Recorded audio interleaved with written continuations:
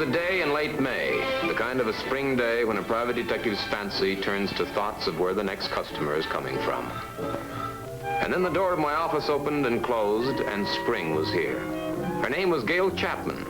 She was young, she was beautiful, and she had been married exactly 22 days, 4 hours, and 35 minutes. A combination of circumstances that should have made her one of the happiest girls in the world. Instead, Gail Chapman was one of the most miserable. Oh, you must help me, Mr. Hammer. Hey, hold it. Now, you're spilling. Thank you. Now, hang on to it. It might clot up again. I suppose I should tell you that I don't have much money. Yeah, well, suppose you tell me a few other things first. Gail's husband, Quinn Chapman, had left her 6 days ago, saying he was going to visit his mother, a Mrs. Diana Chapman, whom he had not seen in nearly 10 years. Mrs. Chapman lived in a small New England village called Forge River. Quinn had told Gail he would either send for her or be back in Manhattan in a couple of days. So far, he had done neither. Gail had tried to telephone Quinn's mother, but there was no phone listed in the name of Diana Chapman in Forge River. I know something's happened to Quinn, or he'd be back by now. Or he'd have written or telephoned or something.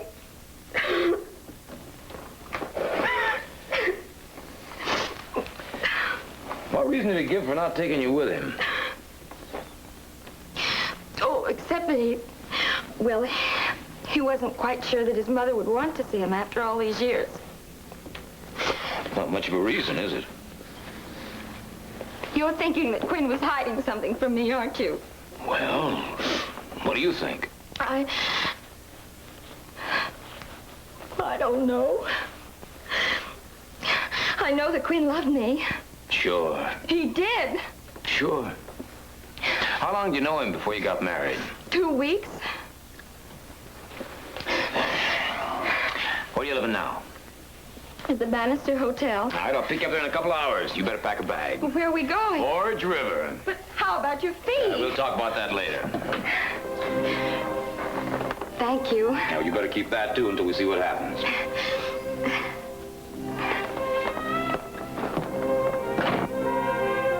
The town of Forge River was tucked away in the folds of the Berkshire Mountains, 130 miles from Manhattan. Gail and I checked into the best hotel in town. It also happened to be the only one in town. And I left her there to freshen up while I located the Chapman estate. It was called Shadow Hill, and it was well named. A place of brooding silence, decaying elegance. The house itself sat on the top of the hill. It looked about as warm and comfortable and home-like as Grant's tomb.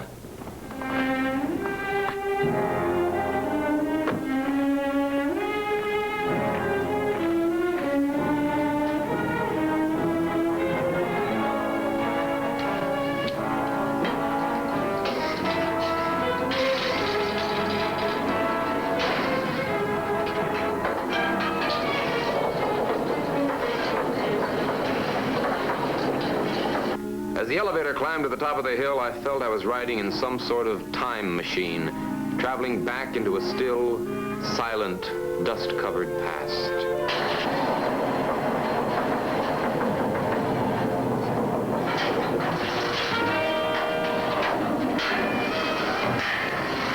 Hello? You want something, mister? Yeah, I'd like to see Mrs. Chapman.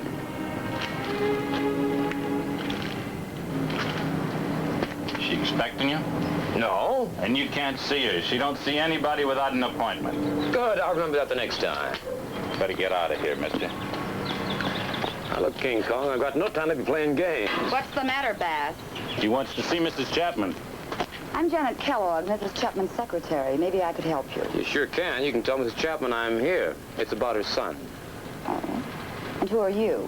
My name is Mike Hammer. I'm a private detective from New York City. I'm representing Mrs. Quinn Chapman. I understand her husband came up here to see his mother, and he never came back. So? So are you going to tell her that I'm here, or aren't you? Well, you're here. Yeah. Come inside, Mr. Hammer. It's Janet, you It's all can't. right. I'll take the responsibility. Come on. Yeah.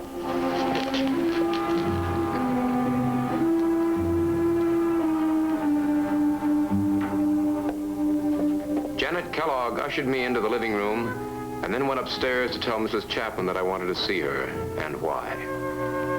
The inside of the house at Shadow Hill was even less cheerful than the outside. It wasn't a place to live. It was a place to die.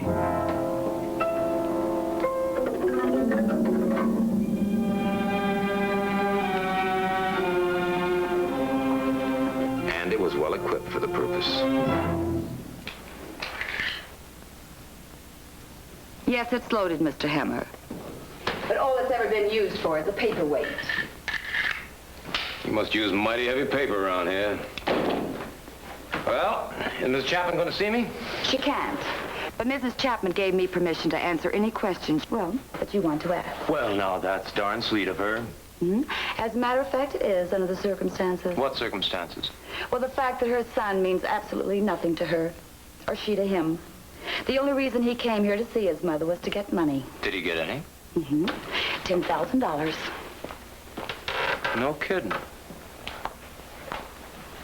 Well. Tell me about it. There's not much to tell. Quinn just showed up one day last week, but Mrs. Chapman refused to see him. Oh, yeah? Why? Because until then, she didn't know whether he was dead or alive. You see, when her husband divorced her 10 years ago, he took the boy. As far as Mrs. Chapman was concerned, her son ceased to exist. She apparently wanted to keep it that way. Uh-huh. Go on.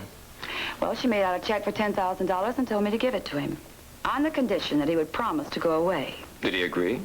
Well, he must have. He took the check. That was last Tuesday. I haven't seen him since. And that's all I can tell you, Mr. Hammer. Maybe, maybe not. Let's get back to Mrs. Chapman. Why'd you refuse to see her son? I told you. Yeah, I know that you told me, but that's not all there is to it now, is there? Mr. Hammer, Mrs. Chapman sees no one outside of Bass, the housekeeper, the cook, and myself.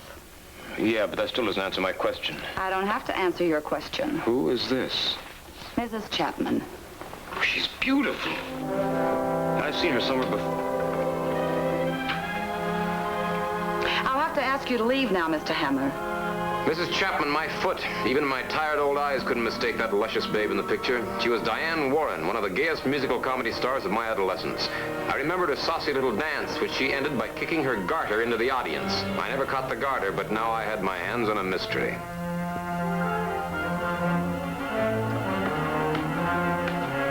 The career of this beautiful, talented woman had suddenly been interrupted 10 years ago by a scandal that filled all the gossip columns for a week. And the talk was that she had been horribly disfigured. By the time I reached the bottom of the hill, I changed my mind about leaving. I wanted to have a talk with Diana Warren, and I didn't want to be sidetracked by Janet Kellogg or the watchdog named Orrin Bass. That meant getting up to the house without using the elevator or the stairway. I took another route, a pathway along the side of the hill.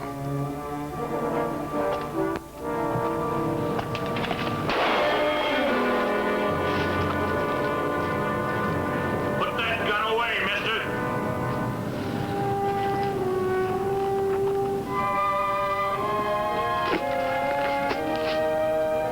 You gotta be more careful with that shooting iron, my friend. If I'd wanted you dead, mister, that's the way you'd be. Now you get off this property and you stay off. Because the next time I catch you snooping around here, I won't be careful. Go on, move. Arguing with Bass would have been one thing. Trying to argue with a .30-30 Winchester would have been another. I moved.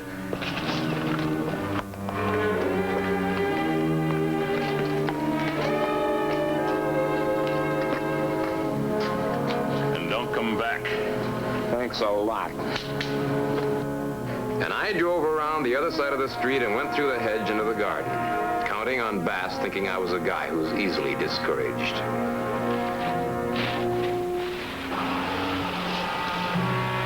With Bass and his heavy artillery guarding Shadow Hill, I probably had as much chance of getting to Diana Chapman as I did of hitting the moon with my hat. But I was going to give it another whirl.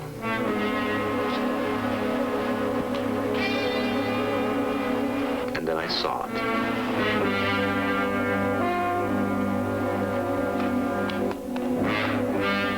An empty empty shell ejected from a .45 caliber automatic.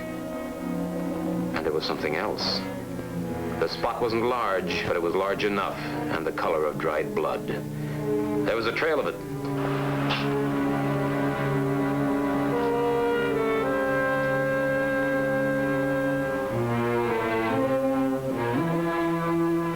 It led out of the pool, and from there across a patch of grass to the base of a tree.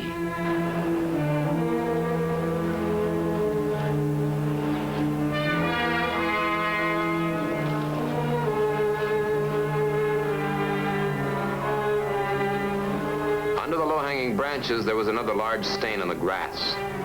The brush had been freshly cut and arranged on the ground as a camouflage.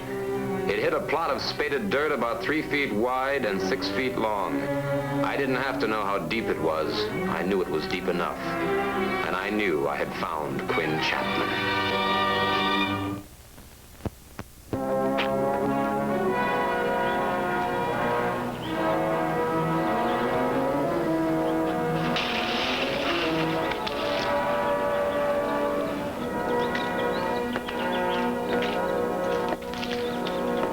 Miss Warren?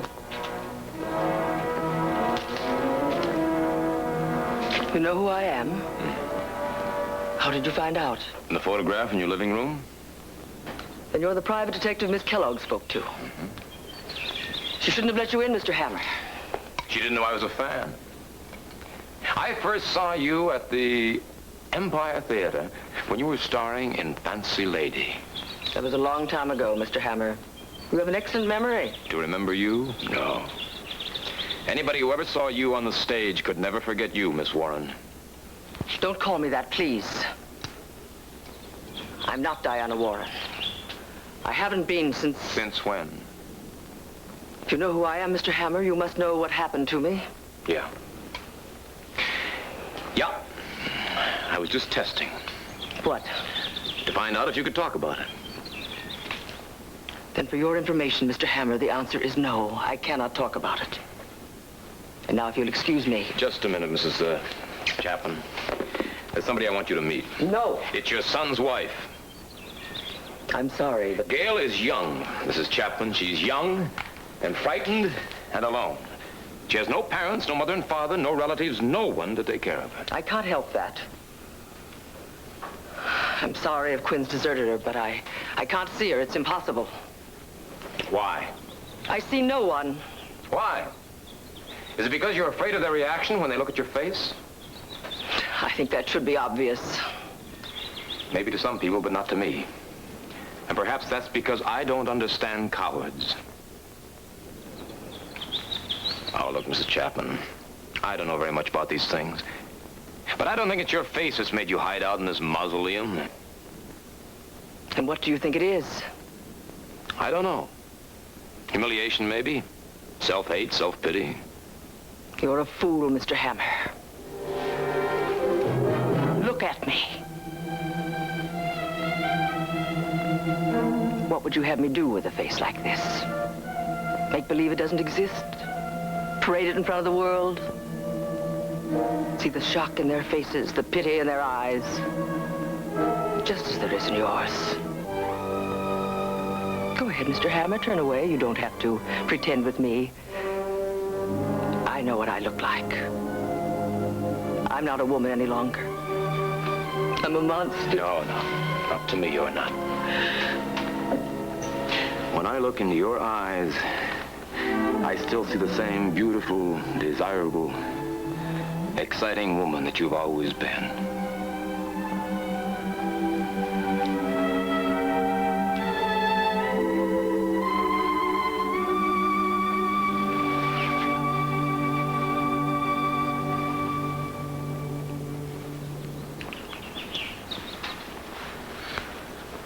I haven't been kissed like that in years. I liked it. Well, I haven't been celibate quite that long, but you know something? I liked it, too. Now, listen to me, Mrs. Chapman. Listen to me. What happened inside you when that knife cut you is a lot more important than what happened to your face. You don't know. I know that you could have done something about your face with plastic surgery. You still can. Unless, of course, you prefer self-pity. I don't. You've still got a lot of living you can do if you want to. All it takes is the wanting. It's the first time in years anyone's offered me anything but pity. Thank you. Where's Quinn's wife? She's in the hotel in town. Will you tell her I want to see her? Bring her to me? Mm-hmm.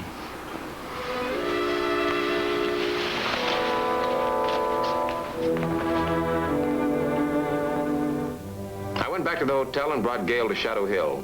I didn't tell her what I had found under the old tree, but I did tell her about Diana Chapman. It was the kind of a story the editors of Sunday supplements get fat on. Diana Warren had been one of the biggest names on the Broadway stage. She had everything a woman could want: youth, beauty, wealth, a career, a husband, a son. And then, one day, it all blew up in an explosion of violence and scandal when a man claiming he was a jilted lover cut her with a knife. Diana took Gail into the house, and I went back to that piece of ground under the tree.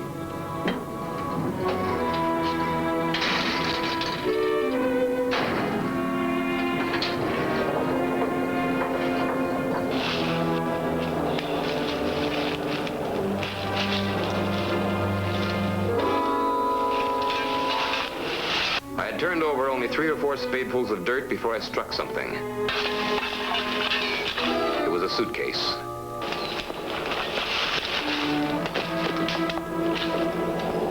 Quinn Chapman's suitcase. The clothing looked as if it had been packed by a man who hadn't planned to go very far or stay very long. And under the jumble of clothes, I found a packet of letters. There were 4 of them, all written by the same person, Janet Kellogg. But they weren't addressed to Quinn Chapman. They'd been written to a man named Paul Kellogg. Mr. Bass? Mr. Bass? Oh, Mr. Hammer. I was looking for Mr. Bass. Have you seen him? No. Well, if you do, will you tell him to come up to the house? Mrs. Chapman wants him to drive to the hotel to pick up Gail's things. She's going to be staying with us for a while. Good. Miss Kellogg, just a minute.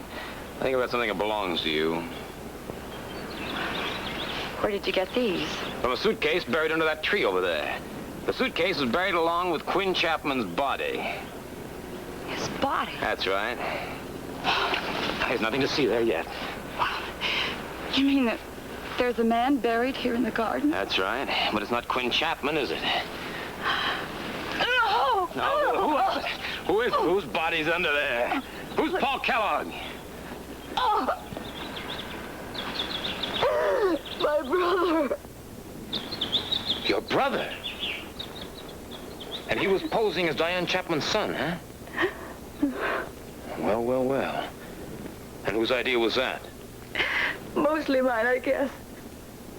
I got the idea when I found out that Quinn Chapman had been killed in an automobile accident in California, and that Mrs. Chapman didn't know about it.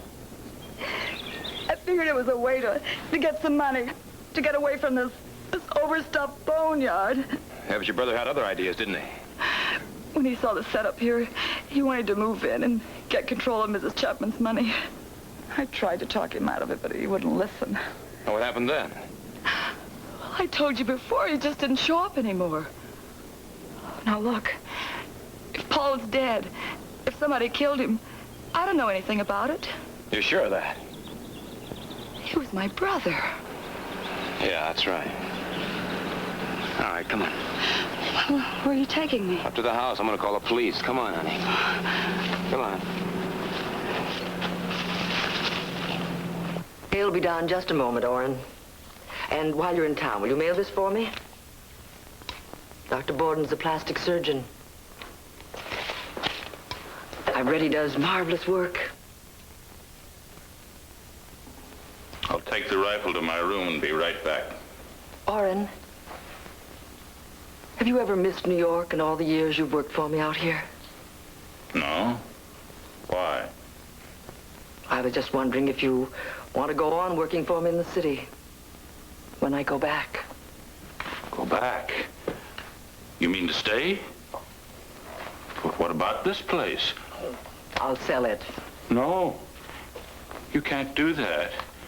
You can't sell Shadow Hill. You can't go back to New York. Orrin. Don't you see what's happening? First was that son of yours, now it's that girl and that private detective. What about them? Well, all they care about is your money. That's why they're trying to get you away from here, so they can get your money. Don't be ridiculous. I know what I'm talking about. Diana.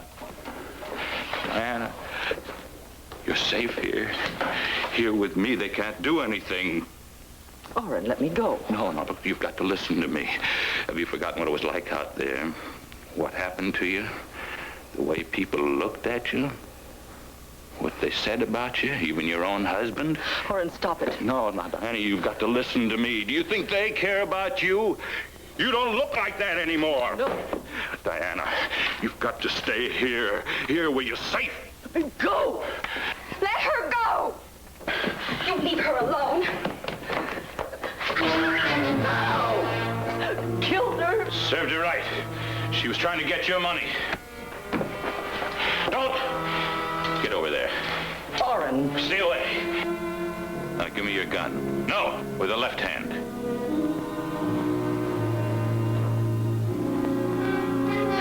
It was empty, huh? Maybe you better check mine. Don't! I'm gonna get out of here. And I'll kill anybody who tries to stop me. Orrin, stop. Stay away from me! Let him go. When they start cutting you up into little pieces, you'll wish that you would listen to me. Oh, please. Take care of Gail. Go on.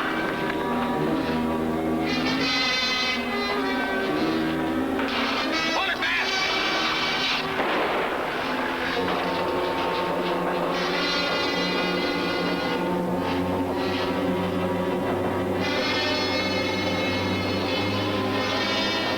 Janet, will you phone the police?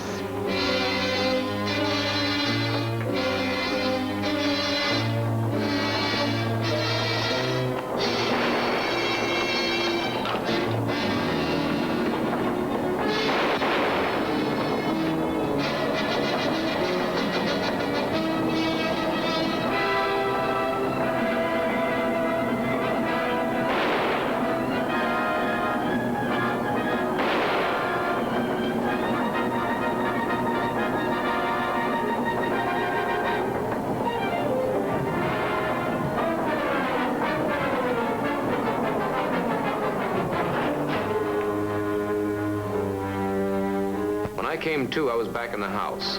Janet was making some emergency repairs on my shoulder. Mrs. Chapman had put Gail to bed. A doctor and the police were on their way. Well, that should help until the doctor gets here. Yeah. Mr. Hammer, I have a confession to make to you. I almost let you get killed by that elevator. Well, why didn't you? I'm the only one who knows about your brother. I didn't kill him, I swear. I know that. If you'd killed him, you'd have had to drag his body out of the pool. He wasn't dragged, he was carried. That meant bass. What will they do to me? You know, for trying to get that money out of Mrs. Chapman. Well, I've been thinking about that too, Janet. You see, if they arrest you, Gail and Mrs. Chapman are going to find out they don't have very much in common after all. That'd be a shame, because I think they're good for each other, don't you? Well, then in that case, do you think you could forget you ever had a brother? You mean, let everybody go on thinking that Paul... That's the idea, Chickie, that he's completely disappeared. Now, if you're thinking about thanking me, don't. You leave that up to me. I'll think of something.